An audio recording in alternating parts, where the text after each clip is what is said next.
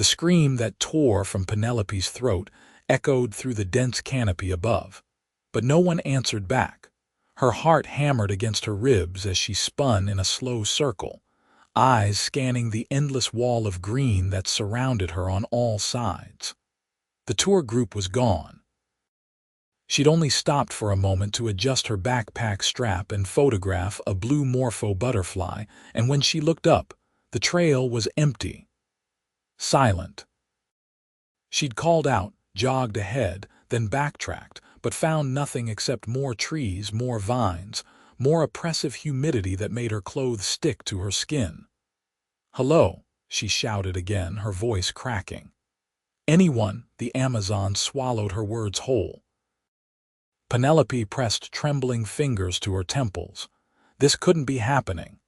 She was a pediatric nurse from Portland, not some survivalist. The most dangerous thing she typically faced was a toddler's temper tantrum during vaccine day. Now she was alone in the largest rainforest on Earth, with nothing but a half-empty water bottle, her phone that had no signal, and a growing sense of panic. She forced herself to breathe slowly. The guide had said something about staying put if you got separated, right? Or was that for mountain hiking? God, why hadn't she paid better attention instead of daydreaming about the cute guy who'd been walking near the back of their group? A rustling sound made her whip around. "Thank God," she gasped as a figure emerged from the vegetation. But her relief stuttered when she realized it wasn't anyone from her tour group. It was him. The man she'd been stealing glances at all morning. He was tall, probably 6'2", with dark hair that curled slightly at the ends from the humidity. His sharp jawline was covered in a few days' worth of stubble, and his gray eyes held an intensity that had made her stomach flutter during their brief exchanges at breakfast. He wore practical hiking clothes that somehow looked expensive, though she couldn't pinpoint why.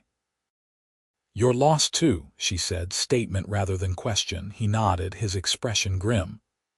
"I stopped to help someone who dropped their water bottle, turned around and everyone had moved on. I'm Adrian Burke. Penelope Andrews, everyone calls me Penny." She hugged herself despite the heat. "This is bad, this is really bad." "It's not ideal," Adrian agreed, but his voice was steady, calm. It helped anchor her spiraling thoughts. "But we're not completely helpless. Do you have any supplies?" She showed him her meager collection.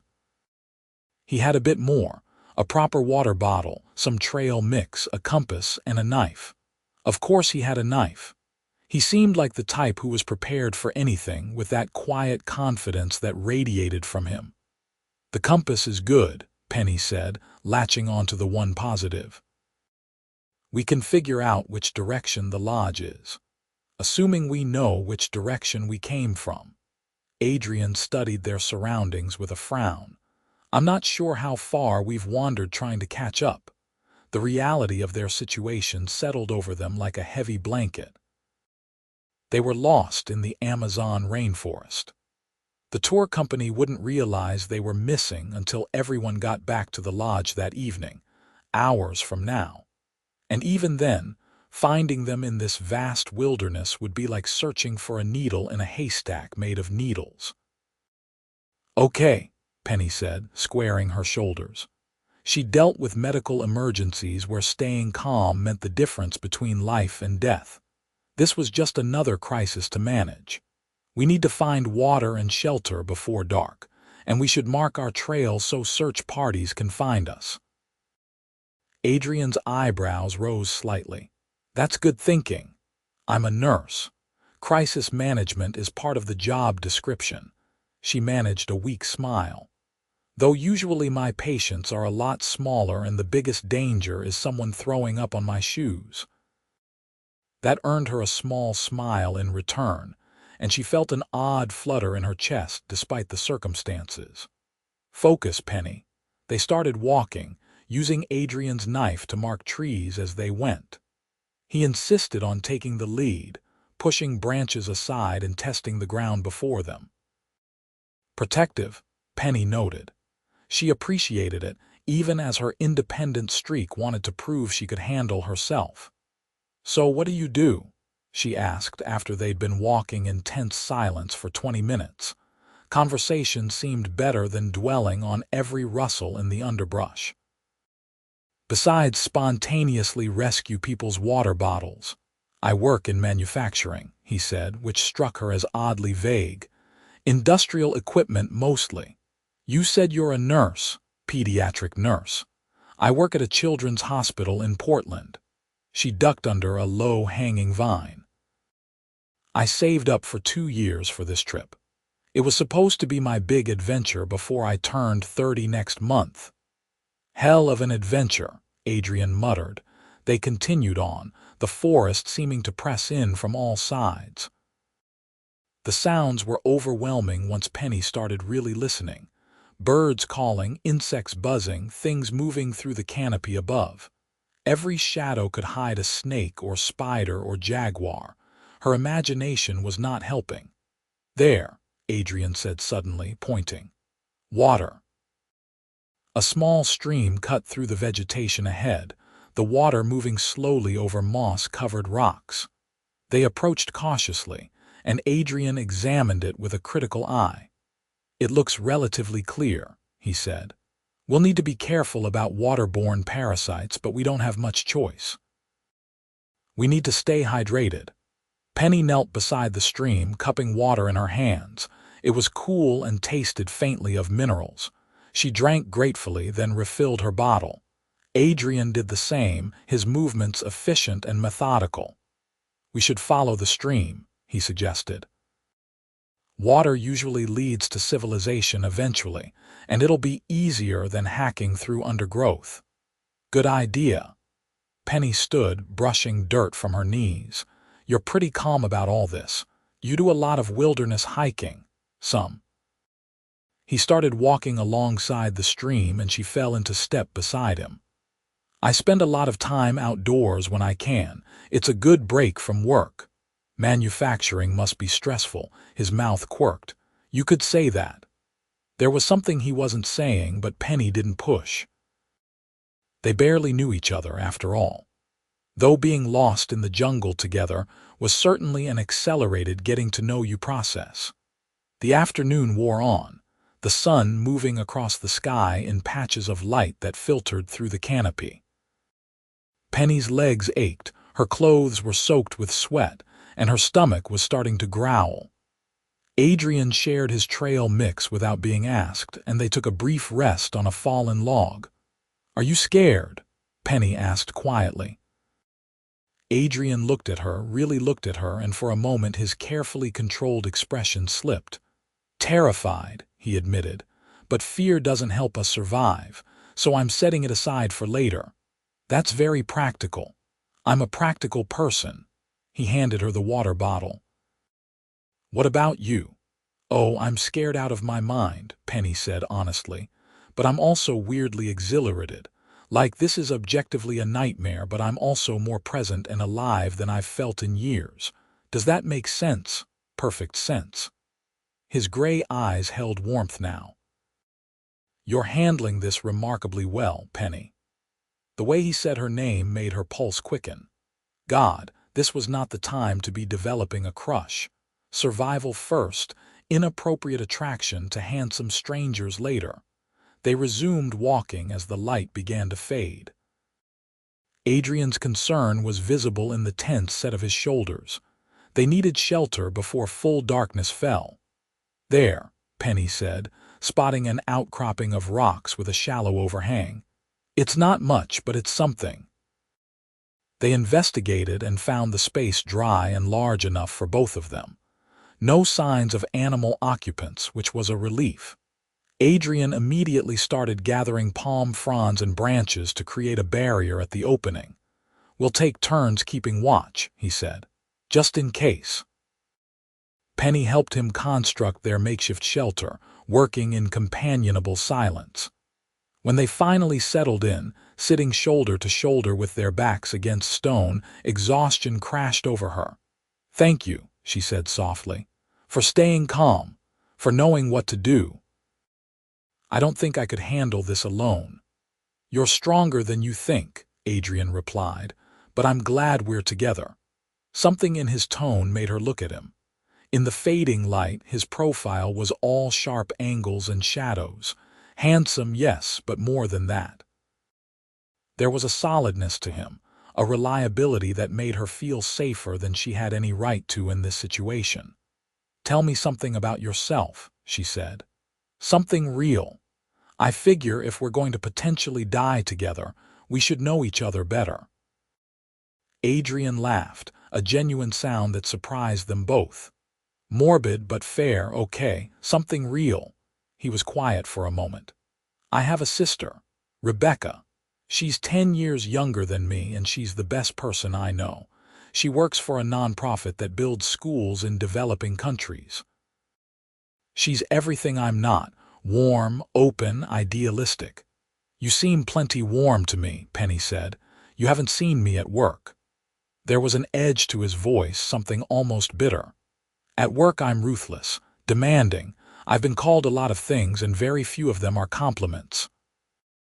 But you're good at what you do. Very good, no false modesty there. But success comes with costs. Penny considered this. My turn for something real. I almost didn't come on this trip. I was engaged last year, Thomas. We'd been together since college, and I thought we were building a life together. Then I found out he'd been cheating for 6 months with someone from his law firm. I'm sorry. Don't be. Looking back, I think I was in love with the idea of him more than the actual person. We'd been together so long it felt like momentum rather than love. She pulled her knees to her chest. Breaking up was devastating but also freeing. I realized I'd been living this small, careful life. This trip was supposed to be about breaking out of that. Funny how that turned out. We're going to make it out, Adrian said firmly. Tomorrow we keep following the water. Someone will find us. You sound certain. I have to be. His hand found hers in the darkness, warm and solid. I just met you, Penny Andrews. I'd like the chance to know you better. Preferably not in life-threatening circumstances. Her heart did something complicated in her chest. I'd like that too. They sat in silence, hands clasped, listening to the jungle's nighttime symphony. Penny took the first watch while Adrian tried to sleep, though she could tell by his breathing he was only dozing lightly. Every sound made them both tense, imagining predators in the darkness.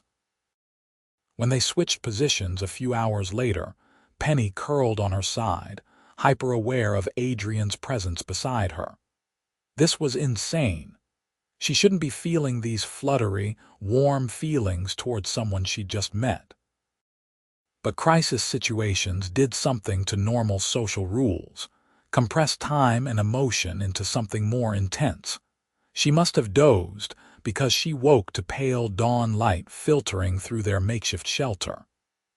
Adrian was already awake, checking their supplies with a worried expression.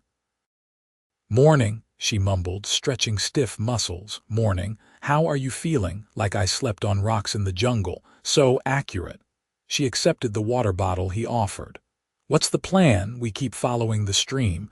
Ration what little food we have. Stay alert. He met her eyes. And stay together, no matter what. No arguments there.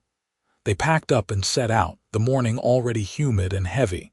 Penny's stomach cramped with hunger, and she tried to ignore it. They passed fruit on some of the trees, but neither of them knew enough to identify what was safe to eat. Better to be hungry than poisoned. Around mid-morning they heard it, the distant sound of an engine. A boat, Penny gasped. There must be a river nearby. They crashed through the underbrush, following the sound.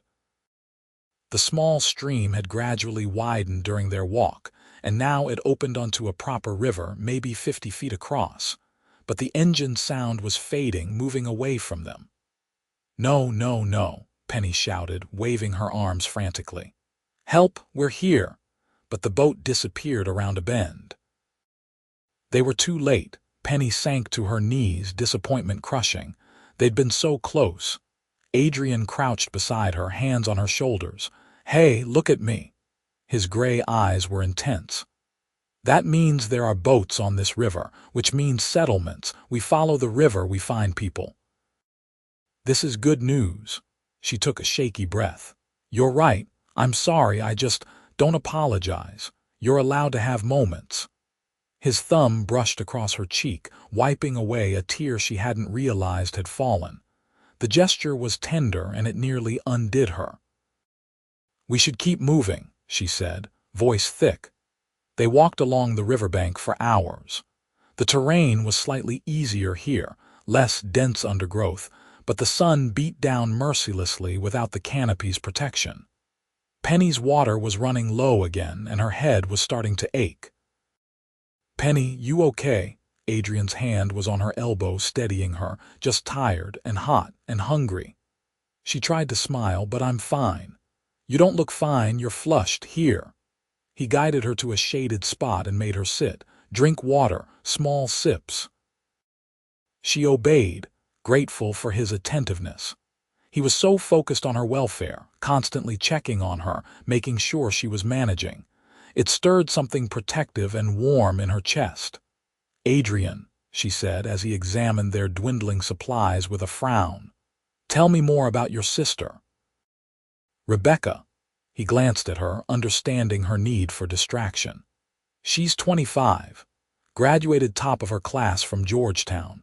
She could have done anything, made a fortune, but she wanted to make a difference. She's currently in Guatemala, managing a project building 3 new schools." "You sound proud of her." "I am, endlessly." His expression softened. "She's the only person who can call me out when I'm being an ass. Our parents died when she was 15, car accident. I became her guardian, best and hardest thing I've ever done." Penny's heart squeezed. "That must have been incredibly difficult. How old were you?" 25. "I just started really building my career, and suddenly I had a grieving teenager to raise." He sat beside her. "I made a lot of mistakes, worked too much, was too strict, didn't know how to talk about feelings. But somehow she turned out amazing anyway." "She had you," Penny said simply. "Someone who loved her and didn't give up. That matters more than perfect parenting." "You're kind." His hand found hers again, and this time neither of them pretended it was just for comfort. "Tell me about your family." "Pretty standard middle-class setup. Mom's a teacher, dad's an accountant. I have 2 older brothers who never let me forget I'm the baby of the family. They're both married with kids now, living their suburban dreams." She smiled. "I love them, but there was always this pressure to follow the same path, you know? Stable job, marriage, house, kids. All good things, but I wanted them to be my choices, not just checking boxes." "Is that why you became a nurse?"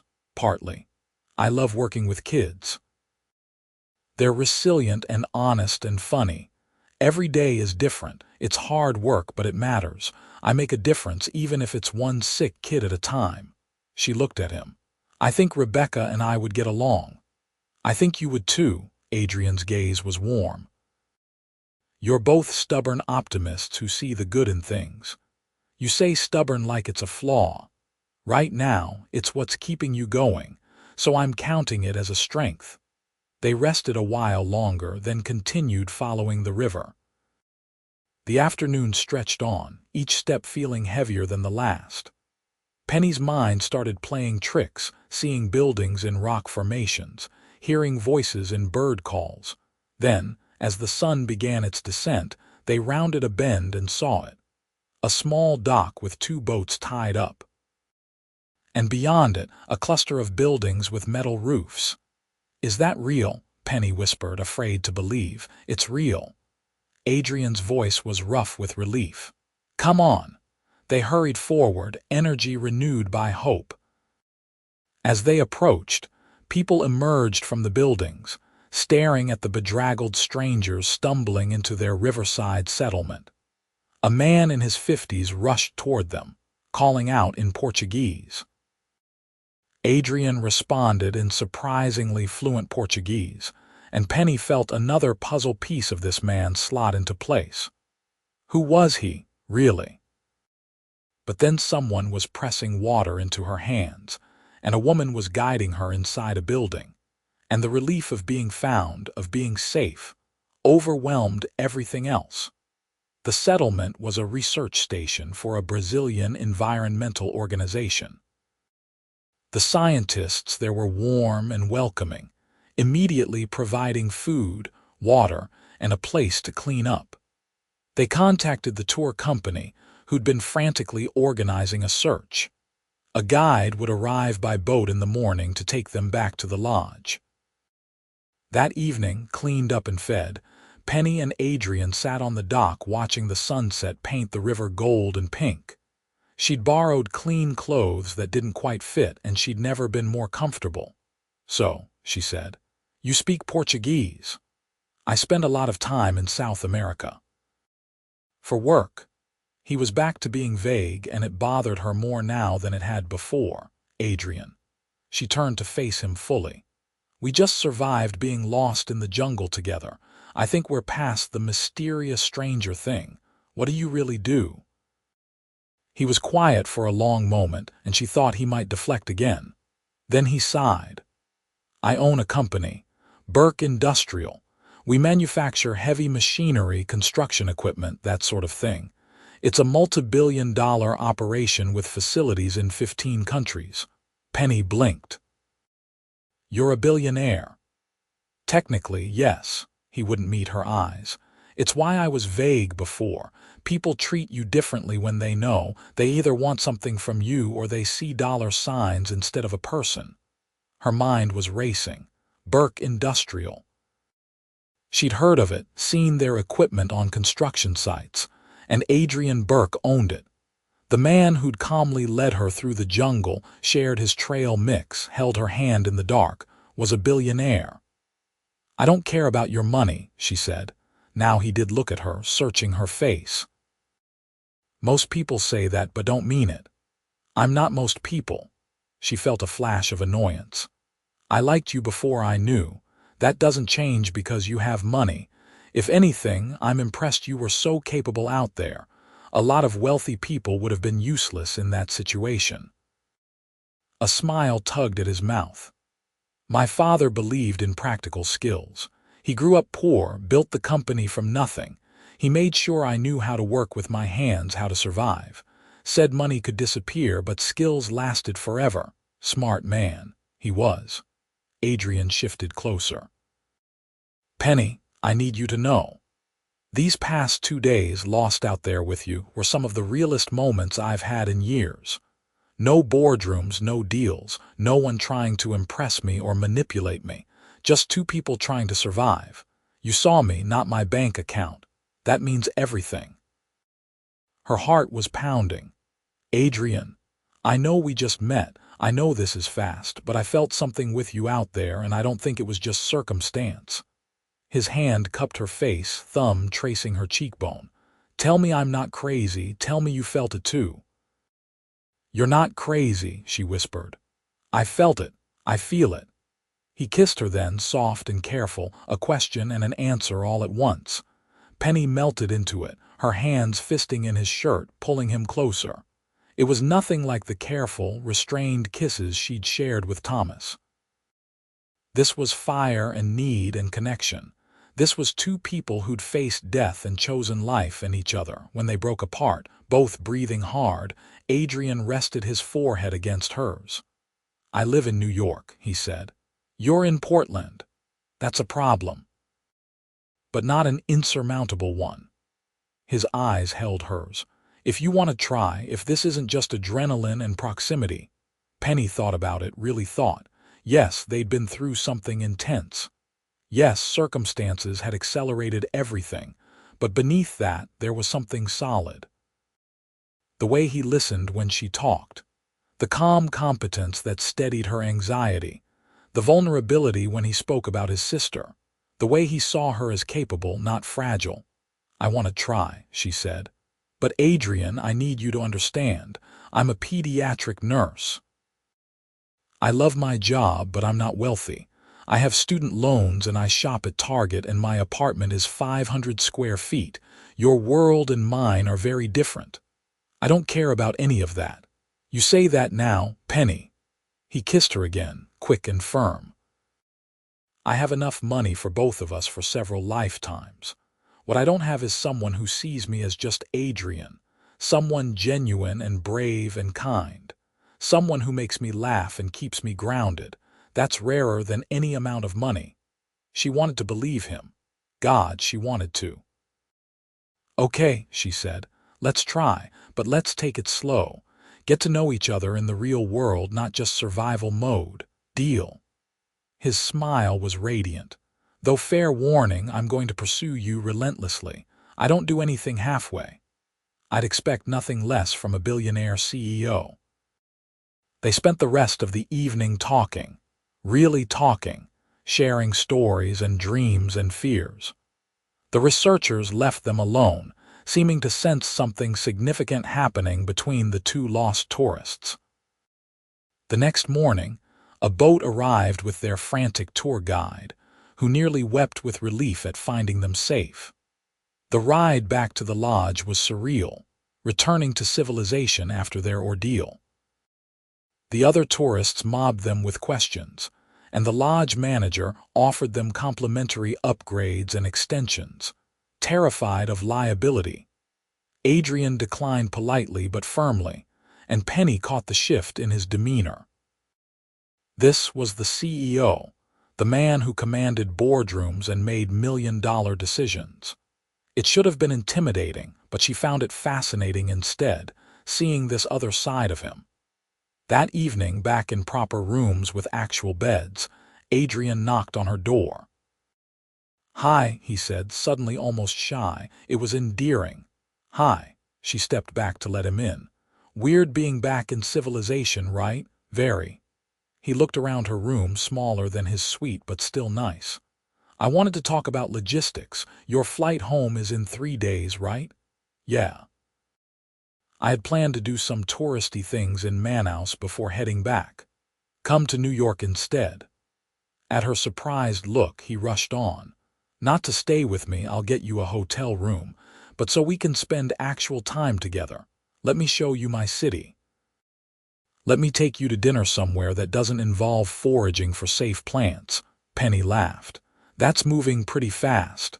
I told you I don't do anything halfway." But there was vulnerability in his eyes. "If it's too much, tell me, I'll back off." She considered. Her original plan had been to play tourist, then fly home and return to her normal life. But normal suddenly felt stifling, and the thought of saying goodbye to Adrian in 3 days made her chest ache. "Okay," she said, "but I'm paying for my hotel." "Penny, Adrian." She stepped closer, poking his chest. "I need to contribute. I need to feel like an equal partner in whatever this is, not someone you're taking care of. Can you understand that?" He caught her hand, lacing their fingers together. "I can. But let me at least cover dinners and activities. You're taking time off work to visit me, missing income. That's a sacrifice I can help offset." It was a fair compromise, and more importantly, he was listening to her concerns rather than steamrolling over them with his wealth. "Deal." He pulled her close and they stood there for a moment, just holding each other. It felt right in a way Penny couldn't fully articulate, like pieces fitting together. "Stay tonight," she whispered. "Just to sleep. I don't want to be alone. Neither do I." They climbed into bed fully clothed, curling around each other. After 2 nights sleeping on rocks with jungle sounds all around, the soft mattress and quiet room should have felt like paradise. But Penny found herself missing the simplicity of their shelter, the way nothing mattered except survival and each other. "What are you thinking?" Adrian murmured against her hair. "That I miss the jungle. How messed up is that?" His chest rumbled with quiet laughter. "Not messed up. I know what you mean. Everything was clearer out there, no complications, just us." Penny tilted her head back to look at him. "It's still us. The complications are just background noise." He kissed her, slow and deep, and this time when things heated up, neither of them pulled back. They made love with the desperate intensity of two people who'd faced death and chosen life. And afterward, tangled in hotel sheets, Penny felt more certain than ever that this was real. The next 3 days passed in a blur of official statements to the tour company, medical checkups to ensure no parasites or infections, and stolen moments with Adrian. They explored Manaus together, visited the famous opera house, took a boat tour that was decidedly less adventurous than their recent experience. Then they flew to New York, and Penny's world tilted again. Adrian's penthouse overlooked Central Park, all glass and steel and minimalist elegance. He'd kept his promise about getting her a hotel room, booking her a suite at the plaza that probably cost more per night than her monthly rent. But she spent most of her time at his place anyway, neither of them ready to be apart. He showed her his city with obvious pride. Hidden restaurants in Brooklyn, art galleries in Chelsea, sunrise over the East River. He introduced her to Rebecca, who flew in from Guatemala for a long weekend and immediately adopted Penny as a kindred spirit. "I'm so glad he found you," Rebecca said over brunch while Adrian took a work call. "He's been so closed off since our parents died. Work became everything. I was worried he'd forgotten how to just be happy." "He makes me happy too," Penny admitted. "But Rebecca, this is so fast. We barely know each other. You survived the Amazon together. That's like 10 regular dates worth of bonding." Rebecca grinned. "Besides, I saw how he looks at you.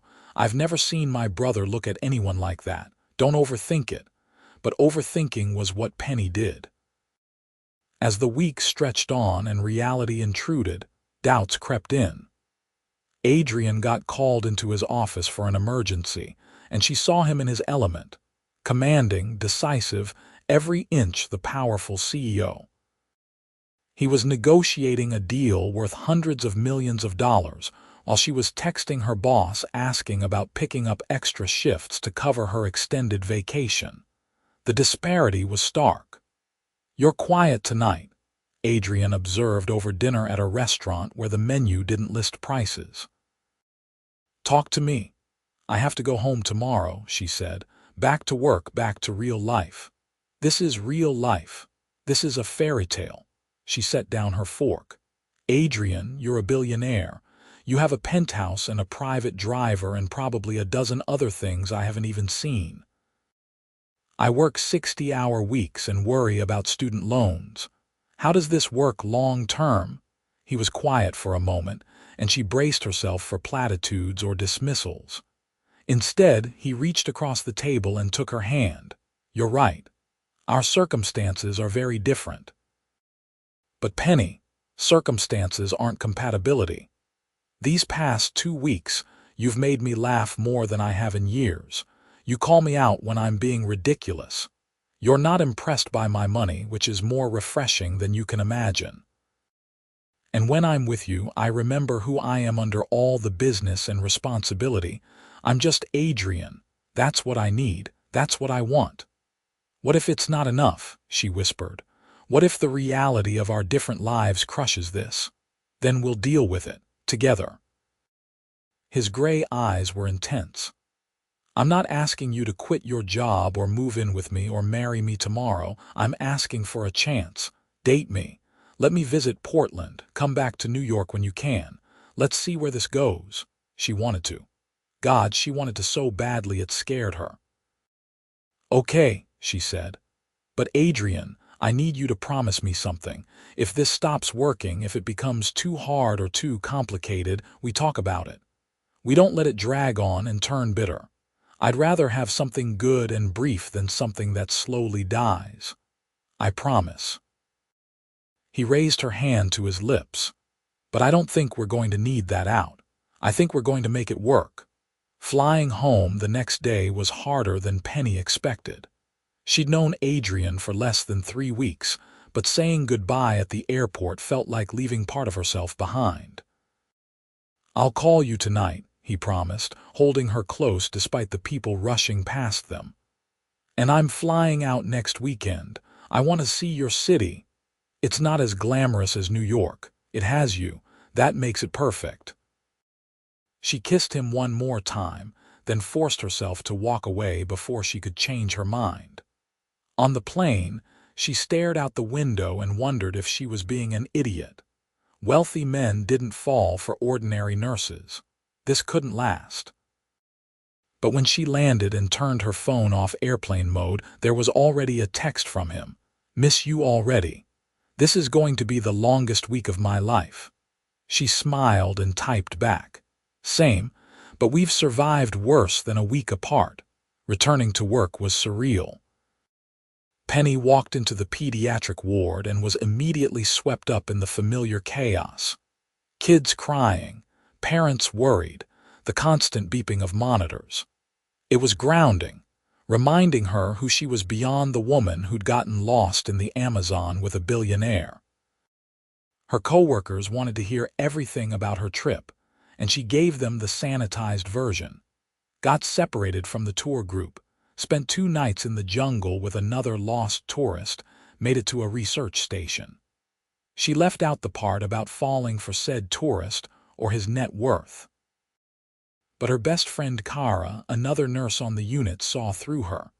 "Okay, spill," Kara demanded during their lunch break. "You have that look." "What look?" "The I fell for someone look. Tell me about the tourist you were lost with." Penny tried to downplay it, but Kara was relentless. Eventually, she caved and told her everything, except Adrian's last name and the full extent of his wealth. "So you're dating a guy who lives in New York," Kara summarized. "That's complicated but doable. Why do you look so worried?" "Because he's not just some guy. He's wealthy, Kara." "Like very wealthy, different world wealthy." "How wealthy are we talking?" Penny bit her lip. "Google Burke Industrial." Kara's eyes went wide as she pulled up her phone. "Holy crap! Adrian Burke. The Adrian Burke. Penny, he's a billionaire. He's been on the cover of Forbes. See, it's crazy." "What am I doing?" "You're dating a hot billionaire who you have genuine chemistry with. What's the problem?" At Penny's look, Kara softened. "Okay, I get it. It's intimidating. But did he treat you differently when you thought he was just a regular guy?" "No, he was kind and capable and real." "Then that's who he is. The money is just a circumstance. Don't let it psyche you out." Penny wanted to believe that. Over the next week, she and Adrian talked every day, sometimes for hours. He told her about his day, the deals he was working on, the frustrations of managing a global company. She told him about her patients, the victories and heartbreaks of pediatric medicine. He never made her feel less than because her life was simpler. If anything, he seemed fascinated by her work, asking detailed questions about cases and procedures. Friday night, she picked him up from the airport. He'd flown commercial rather than private, claiming he wanted the flexibility, but Penny suspected it was to avoid making her uncomfortable about the disparity in their resources. "Hi," she said when he emerged from the terminal, and suddenly everything felt right again. "Hi yourself." He dropped his bag and pulled her into a kiss that made her forget they were in public. "I missed you." "Missed you too. Come on, let me show you Portland." She'd planned the weekend carefully, wanting to show him her city through her eyes. They hit Powell's Books, where Adrian bought an armload of novels, and she saw his surprise at the sheer size of the independent bookstore. They hiked in Forest Park, and she caught him watching her more than the scenery. "What?" she asked, self-conscious. "Just memorizing this." "You here in your element. You love this city." "I do, it's home." "Is that strange?" "I know it's not as exciting as New York or as exotic as the Amazon. It's you," he interrupted. "That makes it perfect." Saturday evening, she cooked dinner at her tiny apartment, and he didn't comment on the cramped space or the mismatched furniture. Instead, He helped chop vegetables and told her stories about Rebecca's college mishaps that had Penny laughing so hard she cried. Later, curled up on her second-hand couch watching a movie, Adrian said, "I could do this every weekend. Fly across the country, be with you, I don't care where." Penny turned to look at him. "What are we doing, Adrian? Really? Building something?" He brushed hair back from her face. "I know it's complicated. I know long distance is hard, but I want this. I want you. We'll figure out the logistics. What if we can't? Then we'll change the logistics." At her confused look, he continued, "Burke Industrial has facilities all over. I could move some of my base of operations to Seattle. It's close enough to Portland that we could see each other regularly. Or if you wanted to relocate to New York eventually, I could help you find a position at one of the top pediatric hospitals. Options, Penny. We have options." It was overwhelming, the casual way he talked about restructuring his company or relocating her life. But it also showed he was serious, that he was thinking long-term. "Let's take it one step at a time," she said. "For now, let's just enjoy our time together when we have it." "I can work with that." They fell into a pattern over the next few months. Adrian flew to Portland twice a month and Penny went to New York when her schedule allowed. They video called constantly, their daily conversations becoming the highlight of Penny's days. Her coworkers figured out who she was dating after a gossip blog posted photos of them at a charity gala Adrian had convinced her to attend. The teasing was relentless but good-natured, and Penny found herself defending Adrian's character more than once. "He's not just a rich guy," she insisted during one particularly vigorous break room debate. "He works incredibly hard. He's built something amazing, and he's kind. That matters more than his net worth." The real test came when Penny had a family emergency. Her dad had a heart attack, and she flew home to Seattle in a panic. Adrian was in Tokyo for business, but within hours, he'd rescheduled everything and was on a plane. He showed up at the hospital still in his suit from the office, exhausted from the long flight, and simply pulled Penny into his arms. "What are you doing here?" she asked, crying into his shoulder. "Where else would I be?" He stayed for 3 days, supporting her through her father's surgery and recovery. He charmed her mother with his quiet competence, bonded with her brothers over sports, and never once made it about himself. When Penny's dad was stable and resting, her mom pulled her aside. "That man loves you," she said simply. "Don't let him get away."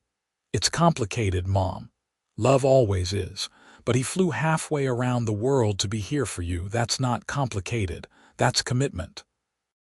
6 months into their relationship, Adrian asked her to go away with him for a long weekend. Not New York or Portland, but somewhere neutral. He rented a cabin in the mountains of Montana, and they spent 4 days disconnected from the world. On their last night, sitting by the fireplace with wine and the snow falling outside, Adrian said, "Move in with me." Penny's heart jumped. "What?"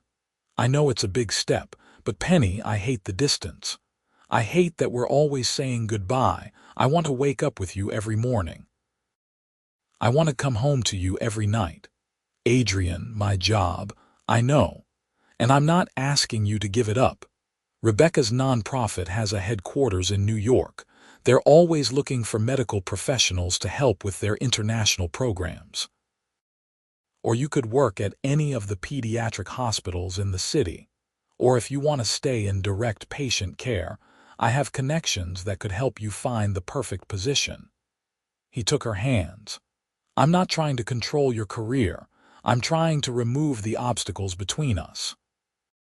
What if this doesn't work? What if we move in together and realize we drive each other crazy? Then we'll deal with it. But Penny, we've been doing this for 6 months. We've survived arguments and distance and entirely different lifestyles. We've made it work because we both want it to. Living together is just the next step. She wanted to say yes, but fear held her back. "Can I think about it, of course. Take all the time you need, but Penny," he cupped her face. "I love you. I should have said it before now, but I was trying not to rush you, but I love you. You're it for me." Tears spilled down her cheeks. "I love you too, so much. I'm just scared." "Of what?" "Of losing myself in your world.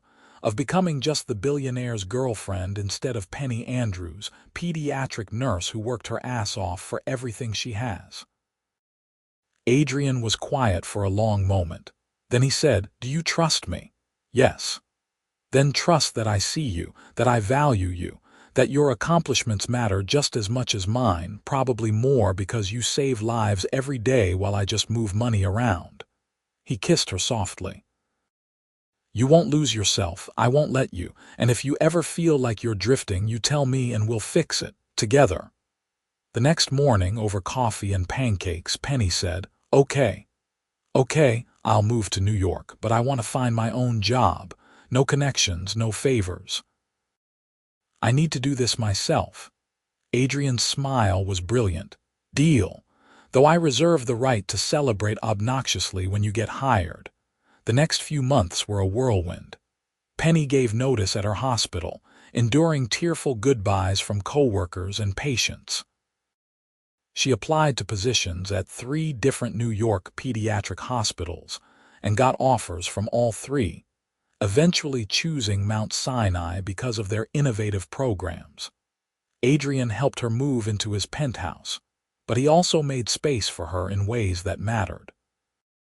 He cleared out a whole room for her, letting her decorate it however she wanted, creating a space that was entirely hers.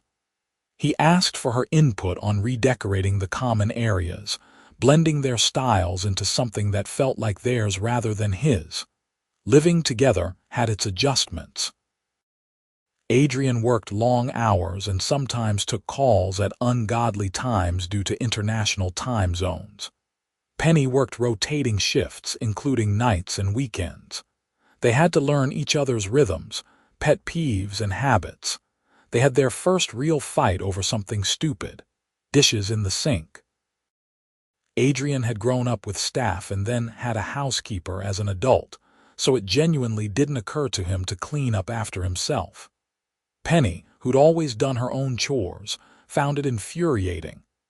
"I'm not your maid," she snapped after a particularly long shift to find the kitchen a mess. "I didn't ask you to be. I'll have housekeeping handle it. That's not the point. The point is you're a grown man who can wash a dish." They argued in circles until Adrian finally said, "You're right.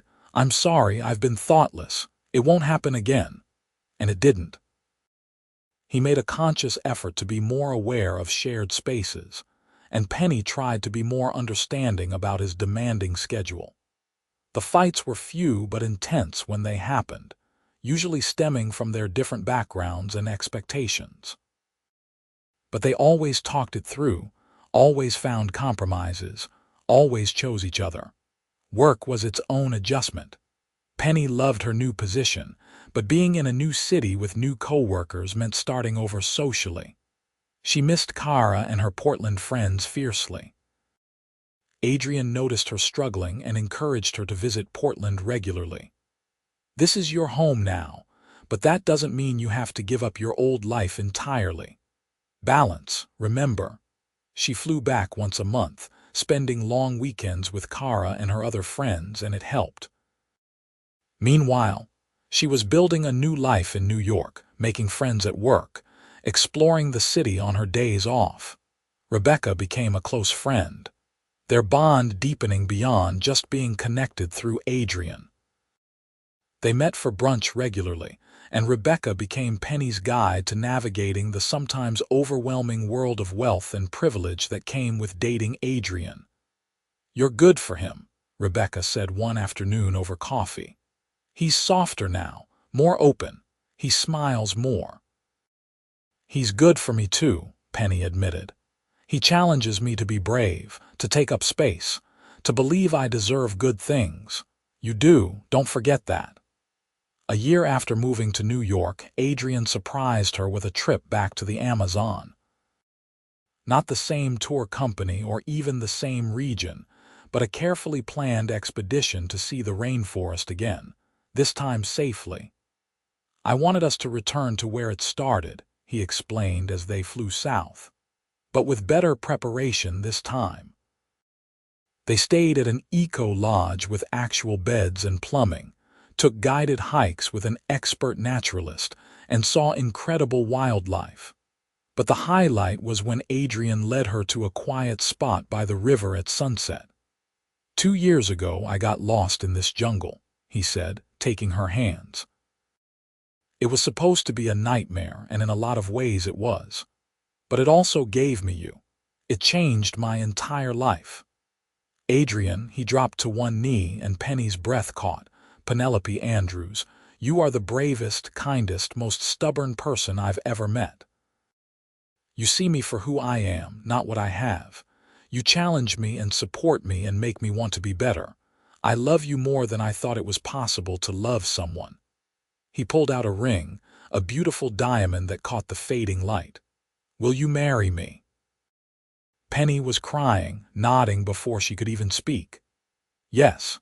Yes, absolutely yes. He slipped the ring onto her finger and stood, pulling her into a kiss that tasted like tears and joy and promise. Around them, the jungle seemed to celebrate, birds calling and the river flowing endlessly on. I can't believe you proposed in the Amazon, she said, laughing through her tears. It seemed fitting, full circle and all that, you romantic. Only for you. They were married 8 months later in a ceremony that blended both their worlds. The wedding was at a beautiful estate in upstate New York, elegant but not ostentatious. Penny's family and Portland friends mingled with Adrian's business associates and Rebecca's nonprofit colleagues. Cara was her maid of honor, and she cried through the entire ceremony. You're living a fairy tale, she whispered as they posed for photos. It's not a fairy tale, Penny corrected. It's real. It's work and compromise and choosing each other every day. It's just also really, really good. Adrian's vows made everyone cry. He spoke about being lost and being found, about unexpected gifts and second chances. He talked about Penny's strength and compassion, how she taught him that success wasn't just about business but about building a life with meaning. Penny's vows were simpler, but no less heartfelt. She promised to love him on hard days and easy days, in boardrooms and jungles, through whatever adventures life brought them. When the officiant pronounced them married and Adrian kissed her, Penny felt like her heart might burst from happiness. This was real. This was hers. Their honeymoon was back in Brazil, a proper tour this time with no getting lost, though they joked about it constantly. Then they returned to New York and their life together. The first year of marriage had its adjustments. They argued about time management and in-laws, and whether to get a dog. They eventually compromised with a rescue cat named Mango who ruled their home with an iron paw. But through it all, the foundation they'd built held strong. 2 years into their marriage, Penny came home from a particularly long shift to find Adrian in the kitchen, actually cooking dinner. "What's the occasion?" she asked, kissing his cheek. "Can't I cook for my wife?" "You absolutely can, though your definition of cooking usually involves takeout menus." She peered into the pot. "Is that actually pasta sauce?" "Rebecca sent me the recipe. I wanted to surprise you." He turned to face her. "Also, I have something to tell you." Her stomach fluttered. "Good something or bad something? Depends on your perspective.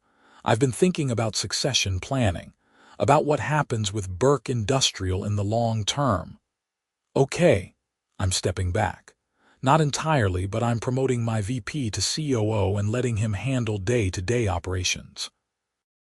I'll stay on as CEO and chair the board, but with significantly reduced hours." At her shocked expression, he continued, "I've been working 80-hour weeks since my 20s. I built the company to honor my father's legacy, and I'm proud of what we've accomplished. But I don't want work to be my whole life anymore. I want time with you. I want to travel. I want to think about starting a family without worrying about being an absent father.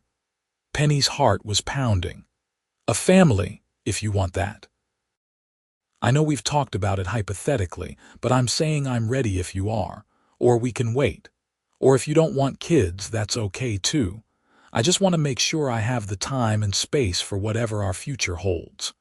She crossed to him and wrapped her arms around his waist. I want that. All of it. The time together, the travel, the family. I want to build a full life with you. Yeah, she kissed him. Also, I'm pregnant, Adrian froze. You're what? Pregnant. About 8 weeks.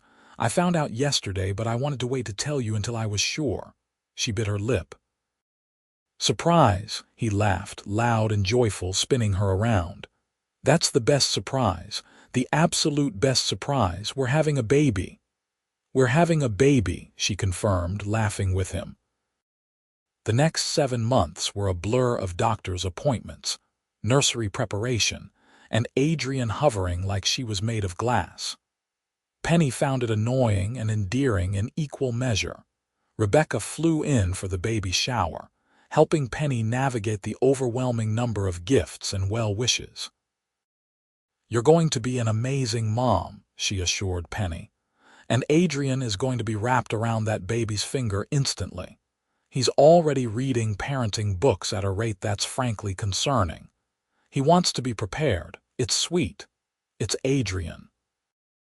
Their daughter, Maya Rebecca Burke, was born on a rainy Tuesday in April. She was perfect and tiny and had Adrian's gray eyes. Watching her husband hold their newborn, tears streaming down his face, Penny fell in love with him all over again. Thank you, he whispered, kissing her forehead. Thank you for this, for her, for everything. We made her together, Penny said. You're doing the midnight feedings too, he laughed. Fair enough. Parenthood was hard in ways Penny hadn't anticipated, even with her medical background. The sleep deprivation was brutal, and she struggled with the adjustment from nurse to mother. But Adrian was there every step of the way, taking paternity leave and refusing to let work intrude on their new family bubble. They figured it out together, learning Maya's cries and moods, celebrating tiny milestones, surviving the difficult moments.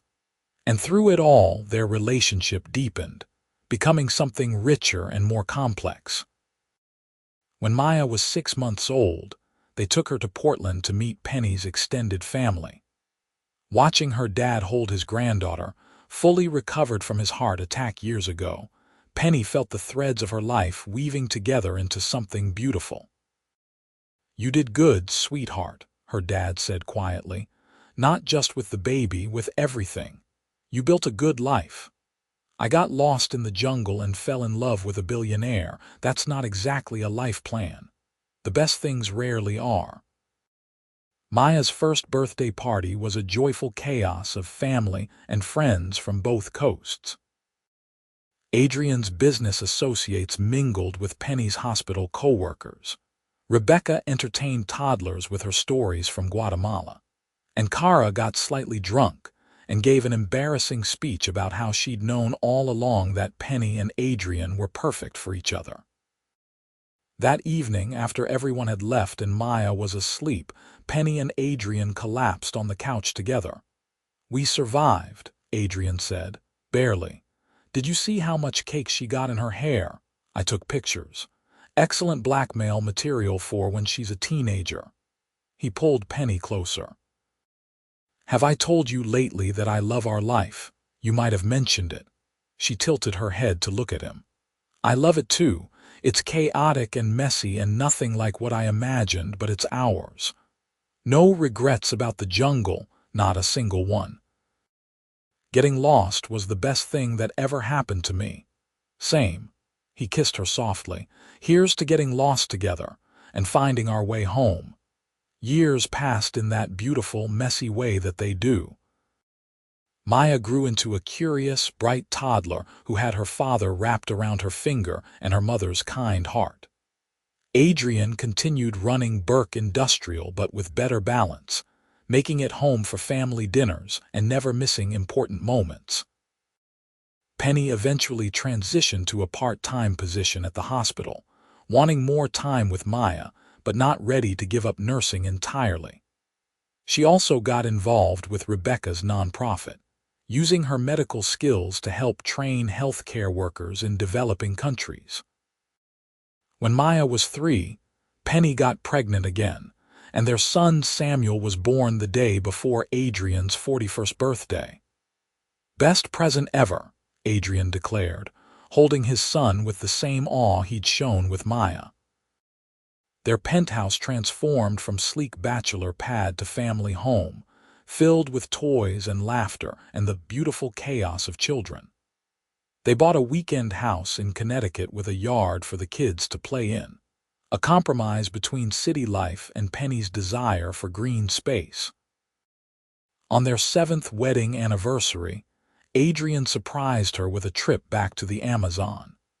Just the two of them, parents watching the kids, returning once more to where it all began. They stood at the edge of the rainforest, older and wiser and deeply happy, and Adrian said, "I have a confession." "Oh, that day we got lost. I realized almost immediately which direction the group had gone. I could have caught up to them." Penny turned to stare at him. "What? But then I met you, and you were beautiful and scared and trying so hard to be brave. And I thought, what if I stayed lost just a little longer? What if I got to know this amazing woman?" He smiled sheepishly. "So I may have deliberately led us in the wrong direction, not for long, just a few hours, until I was sure we were genuinely lost." Penny gaped at him. "Adrian Burke, are you telling me you got us lost on purpose?" "Only a little bit." He held up his hands defensively. "And it worked out, didn't it? We fell in love, we got married, we have 2 incredible kids. The getting lost was worth it." She should have been angry. But instead she started laughing, great peals of laughter that had Adrian joining in. They stood there in the jungle, laughing like fools, and Penny thought about the twists of fate that had brought them here. "You're ridiculous," she finally said, "but you love me anyway." "I really do." She kissed him. "Even if you are a manipulative billionaire who faked being lost to flirt with a nurse. I prefer to think of it as seizing an opportunity. Definitely manipulative." They spent a week in the Amazon, hiking safely this time, remembering their original adventure, marveling at how much had changed. On their last night lying in bed at the Eco Lodge, Penny said, "I'm glad you got us lost." "Me too. Best decision I ever made." "Second best." "The best was putting the ring on my finger." "Fair point." He pulled her closer. "Think we'll ever stop coming back here?" "I hope not. It's where our story started. It's important." "Then we'll come back every year, bring the kids when they're older, make it a family tradition." "I like that idea." They flew home to their children and their life, this beautiful thing they'd built from an impossible beginning.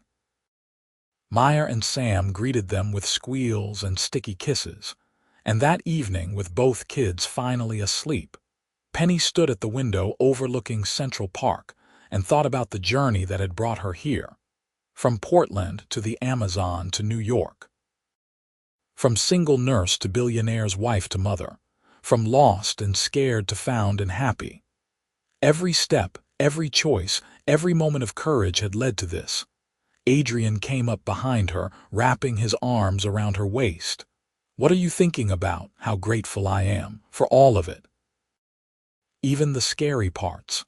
Especially the scary parts. They make the good parts better." She turned in his arms. "I love you. Did I mention that today?" "You did, but I never get tired of hearing it." He kissed her forehead. "I love you too, more than I thought it was possible to love someone. You gave me everything I didn't know I needed." We gave each other that. Years continued to unfold. Maya started school and showed signs of her father's business acumen combined with her mother's empathy. Sam was quieter, thoughtful, happiest with books and building blocks. They were wonderful, exhausting, perfect. Adrian officially stepped down as CEO when he was 45, staying on as board chair but finally giving himself the freedom to be more than his work. He and Penny traveled more, sometimes with the kids and sometimes just the two of them. They returned to the Amazon every year, a pilgrimage to where their story began, on their 15th wedding anniversary, surrounded by family and friends at a party Rebecca insisted on throwing. Adrian pulled Penny aside. 15 years, he said. Feels like forever and no time at all. I know what you mean, she smiled up at him. Think you'll still want to be married to me in another 15? I'll still want to be married to you in 50 years, and 50 years after that if we're lucky. He cupped her face tenderly. You're it for me, Penny Burke. Always have been, from the moment you screamed in that jungle and I came running. I didn't scream, I called out assertively. You absolutely screamed, she laughed. Okay, maybe I screamed a little, but you showed up. You've been showing up ever since. It's easy when you're showing up for the right person. They kissed, and around them the party continued, their family and friends celebrating the love story that had started with being lost and led to being found. Meyer and Sam ran past, chasing each other with the boundless energy of childhood, and Rebecca called out that it was time for cake. This was it, Penny thought. This was everything. Not the penthouse or the money or the exotic vacations, though those were nice. But this, love that had been tested and proven strong, family built from choice and biology, friends who'd stuck around, a life that was full and rich and real. She'd gotten lost in the Amazon with a stranger who turned out to be a billionaire. She'd been terrified and uncertain and brave. And from that impossible beginning, they'd built this impossible, beautiful life. Come on, Adrian said, taking her hand. Let's go have cake with our kids. Our kids. I still can't believe we have kids sometimes. Best things we ever did. Second best. Best thing was getting lost with you. I thought the best thing was saying yes when I proposed. That too. Lots of best things with you, Adrian Burke. He kissed her hand. Same, Penny Burke, same. They rejoined the party, their children, their life. And if sometimes Penny still thought about those 2 nights in the jungle, scared and lost and falling in love without realizing it, she only smiled. Because getting lost had led her exactly where she was meant to be, home.